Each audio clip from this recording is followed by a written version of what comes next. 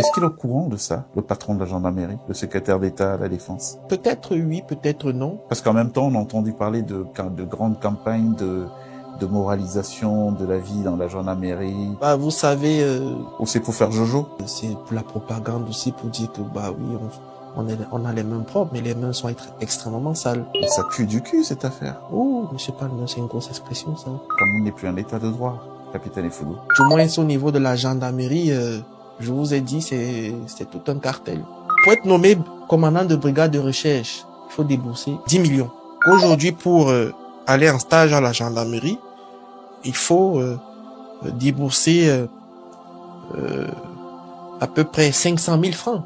Comment est-ce que la gendarmerie est perçue dans l'imaginaire populaire? Vous savez, les officiers aujourd'hui n'ont plus droit à un avancement normal. Vous voyez, quand la direction des personnels finit de faire un certain nombre de travaux, avec tous les avis favorables, quand ça arrive au cabinet du secrétaire d'État, Monsieur Bissé s'accapare de ces mouvements, de ces textes et les remixe à sa façon, au gré de qui est membre de son cartel. Je n'ai pas envie de les citer. Pourquoi ils disent rien? C'est la vieille école. Un peu couille molle. Un général n'est pas une couille molle. Capitaine Effoudou, vous êtes invité de Masterclass aujourd'hui. Nous avons évoqué de long en large la gendarmerie, une institution jadis respectée au Cameroun, mais qui a perdu beaucoup de son lustre d'antan. Vous avez souhaité évoquer cette question de la gendarmerie du Cameroun. Bonjour, capitaine Effoudou. Bonjour, monsieur Palmer. Pourquoi ça vous tient à cœur, ça vous tenait particulièrement à cœur de parler de la gendarmerie? Tout simplement parce que la gendarmerie est mon corps d'origine. J'ai été passionné par cette arme, qui est une arme d'élite. La gendarmerie, en tout temps et en tout lieu, a toujours été considérée comme une arme qui est constituée de l'élite de l'armée, de l'intelligentsia de l'armée. Et aujourd'hui, quand on voit comment cette arme d'élite va à volo, ça ne peut que nous laisser pantois. Quelles sont les idées reçues que vous aviez de la gendarmerie avant de l'intégrer et qui ont été complètement battues en brèche en la pratiquant? Je suis quelque peu issu de cette gendarmerie. J'ai eu des parents qui ont servi au plus haut niveau cette arme. Et l'idée que j'ai reçue de la gendarmerie, c'est la proximité avec la population, c'est la possibilité d'aider les populations au plus près. C'est la possibilité de faire valoir son savoir-faire. C'est la possibilité de faire valoir le potentiel intellectuel. Aujourd'hui, on ne peut plus ressortir le potentiel des hommes et des femmes qui constituent cette âme d'élite. Pourquoi spécialement avoir choisi de nous en parler aujourd'hui? Qu'est-ce que vous voulez dire aux Camerounais au sujet de la gendarmerie camerounaise actuelle? La gendarmerie camerounaise actuelle est constituée au sommet de la chaîne par des bandits. À ce point? Bah oui, je vous ai parlé de l'amiral Fouda.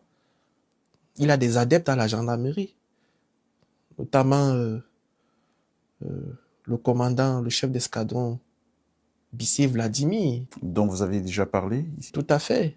Le lieutenant-colonel Bialo et d'autres qui sont à la tête aujourd'hui d'importants cartels, d'organisations mafieuses au sein de la gendarmerie. Et c'est quoi ces cartels? Le chef d'escadron Bissé a essayé de copier ce qui se passait avec le cartel de la mafia sicilienne. D'ailleurs même, il a une association, un groupe dénommé la Cosa Nostra. Ah bon? Bah oui, il se fait appeler le parrain de la Cosa Nostra. Vous vous rendez compte?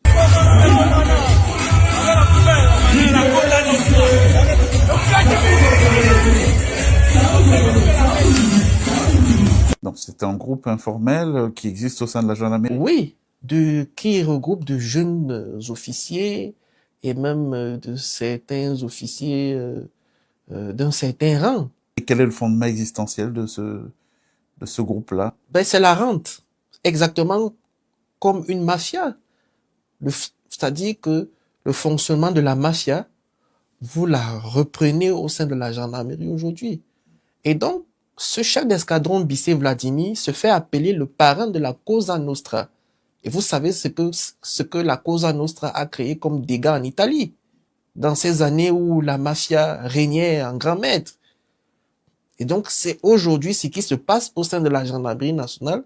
La gendarmerie nationale est prise en otage par une mafia dont la figure centrale est le chef d'escadron Bissé Vladimir, qui est le secrétaire particulier. Alors, quels sont les méfaits de cette mafia, par exemple, pour que les téléspectateurs de Masterclass qui nous regardent comprennent très bien? Je voudrais bien comprendre la nocivité de ce groupe-là. Elle est matérialisée par quoi? Par l'extorsion de fonds. D'abord chez les gendarmes. L'extorsion de fonds, les abus multiformes que vous entendez ici et là à la gendarmerie. L'image écornée, l'image négative qu'a la gendarmerie aujourd'hui est l'œuvre de cette mafia-là. Qu'est-ce qu'ils font concrètement? Permettez-moi de prendre mon carnet et je vais vous démontrer là. Alors, vous savez, Monsieur Palmer, la gendarmerie nationale, en termes d'unité, bon, je ne vais pas, parce que ça, c'est des données un peu techniques, parce que ça va permettre aux Camerounais de prendre leur calculatrice et de voir ce que ça fait. Vous savez, Monsieur Palmer, la gendarmerie nationale a à peu près 445 brigades, sans les postes de gendarmerie. Donc, c'est en dehors des postes de gendarmerie. Il y a à peu près 15 brigades de recherche, 26 pelotons motorisés sur l'ensemble du territoire national. Vous savez ce qui se passe avec cette mafia? Non. Cette mafia dont Monsieur Bissé Vladimir est le parrain, pour faire affecter un gendarme dans un peloton motorisé, c'est-à-dire pour faire une affectation d'un peloton à un autre, Monsieur Bissé Vladimir prend 5 millions de francs CFA. Et pourquoi autant d'argent? C'est l'argent de la corruption.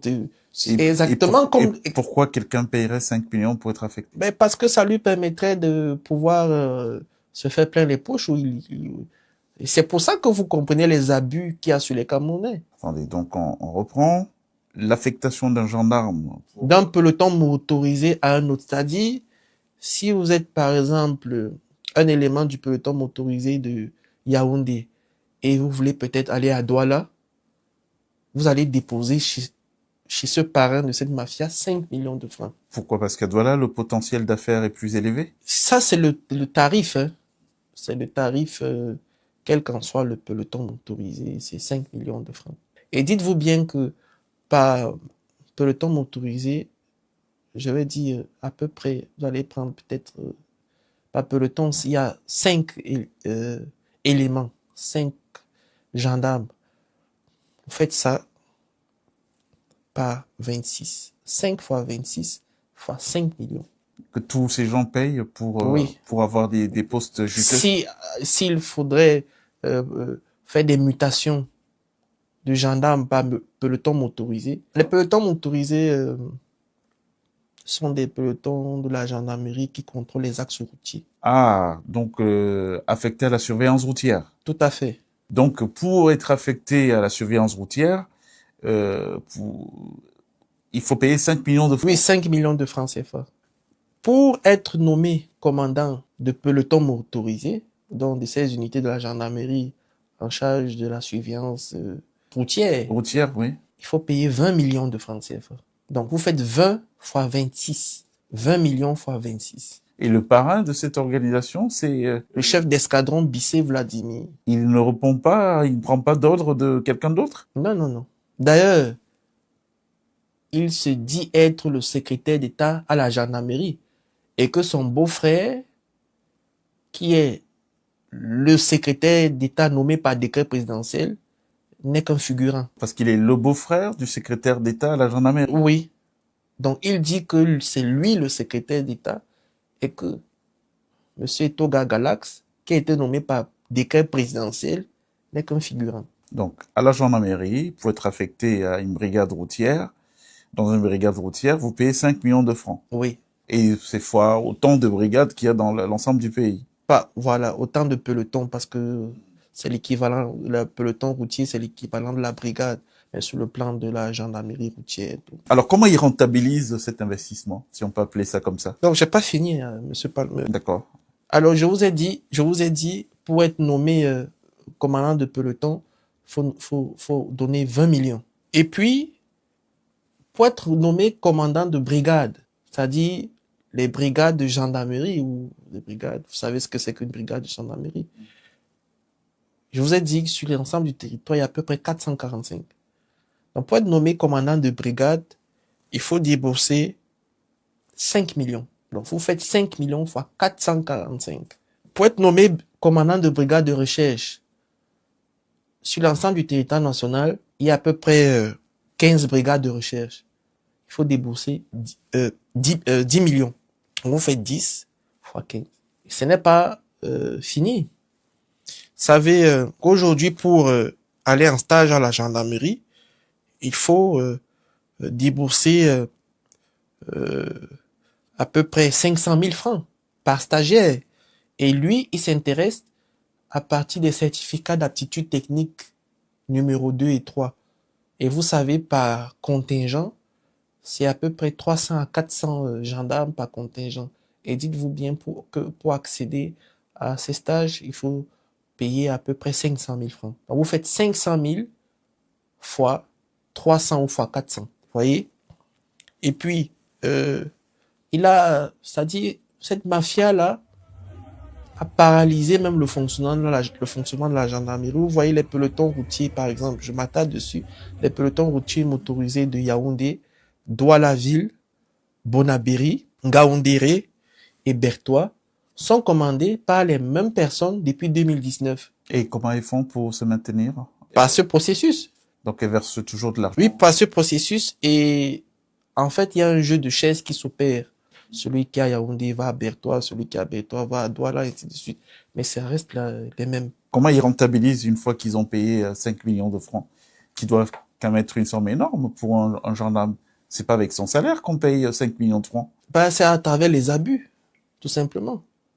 Quand vous allez, par exemple, vous plaindre dans une unité où on vous dit il faut donner tel ou tel, mais ça participe à ça parce que il faut se constituer un petit pactole lorsqu'il faudrait se faire affecter ou bien se faire nommer, il faudra un petit pactole aller déposer chez le parrain de la mafia. Comme on n'est plus un état de droit, capitaine Effoudou. Du moins, au niveau de la gendarmerie, je vous ai dit, c'est tout un cartel. Est-ce qu'il est au courant de ça, le patron de la gendarmerie, le secrétaire d'État à la Défense? Peut-être oui, peut-être non. Parce qu'en même temps, on a entendu parler de grandes campagnes de moralisation de la vie dans la gendarmerie, d'assainissement. On a entendu parler des choses comme ça. Et... Bah, vous savez, ou c'est pour faire jojo? c'est pour la propagande aussi, pour dire que bah oui, on a les mains propres, mais les mains sont extrêmement sales. Mais ça pue du cul, cette affaire. Oh, monsieur Palmer, c'est une grosse expression, ça.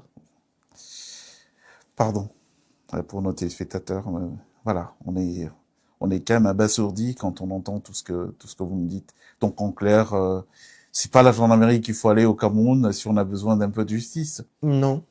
Je vous ai dit, prenez la gendarmerie depuis 2018 à ce jour. Comment est-ce que la gendarmerie est perçue dans l'imaginaire populaire? Et puis, monsieur Bissé est à l'origine de beaucoup de frustrations, même chez les officiers. Vous savez, les officiers aujourd'hui n'ont plus droit à un avancement normal. Vous voyez, quand la direction des personnels finit de faire un certain nombre de travaux, et avec tous les avis favorables, quand ça arrive au cabinet du secrétaire d'État, monsieur Bissé s'accapare de ces mouvements, de ces textes et les remixe à sa façon, au gré de qui est membre de son cartel ou de la Cosa Nostra. Effectivement, ou de qui ne l'est pas. Donc, très sincèrement, je voudrais appeler très respectueusement l'attention de monsieur le président de la République. qu'une partie de son armée est transformée en cartel de la mafia. Qui se fait appeler Cosa Nostra. Cosa Nostra.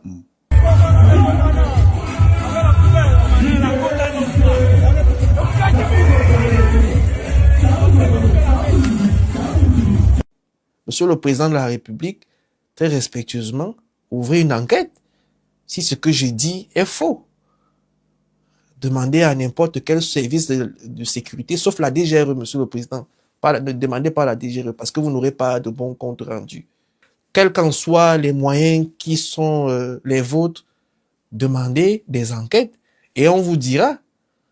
Et donc, du coup, les officiers qui n'ont pas les moyens de payer 5 ou 20 millions de francs, ils sont ostracisés à vie, quoi. Voilà, ils sont reclus chacun. Et puis, Monsieur Bissé, ce commandant bandit-là, à l'image de l'amiral Fouda, vous savez qu'il va jusqu'à affronter les officiers généraux, à faire des rapports. Du haut de son grade de commandant? Oui, contre des officiers généraux. C'est incroyable, Monsieur Palmer, c'est totalement incroyable. C'est totalement incroyable qu'un chef d'escadron, un commandant, puisse s'asseoir sur des dossiers concernant des officiers généraux, à les traitant de ci ou de ça. Ce que je dis, ce que je suis en train de dire, ces officiers généraux issus de la gendarmerie nationale camerounaise savent de quoi je parle.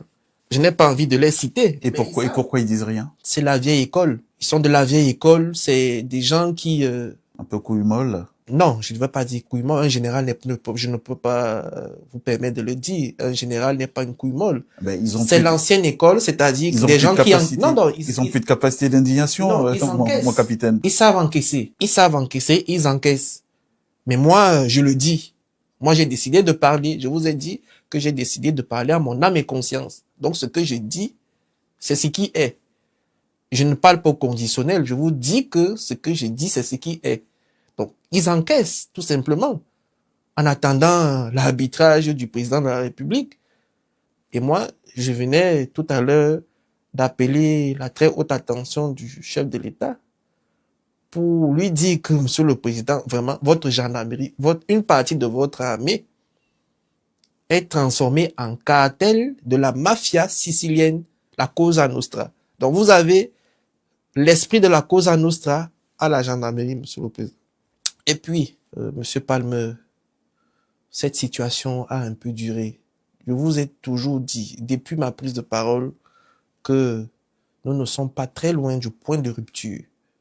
Nous ne sommes pas très loin du point de rupture.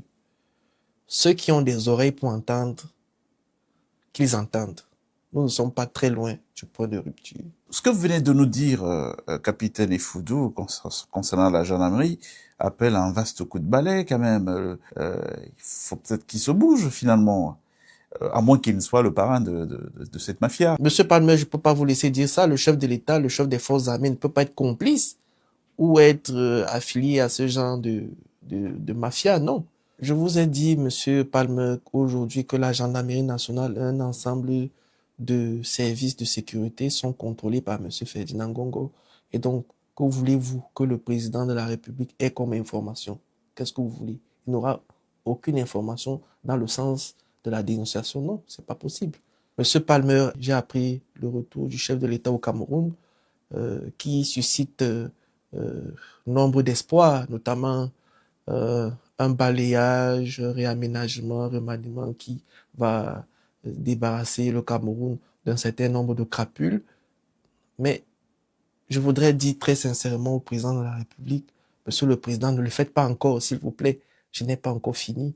J'ai encore une ou deux émissions et après, ça sera à votre convenance pour pouvoir vous débarrasser de qui vous voulez. Ce sera votre dernier mot, capitaine Effoudou, qui était notre invité aujourd'hui. C'est Masterclass spéciale mémoire cathodique du capitaine Effoudou, ex-chef du renseignement à l'état-major particulier du président Paul Biya du Cameroun, qui nous faisait encore aujourd'hui l'amabilité d'être notre invité. On se retrouve très vite.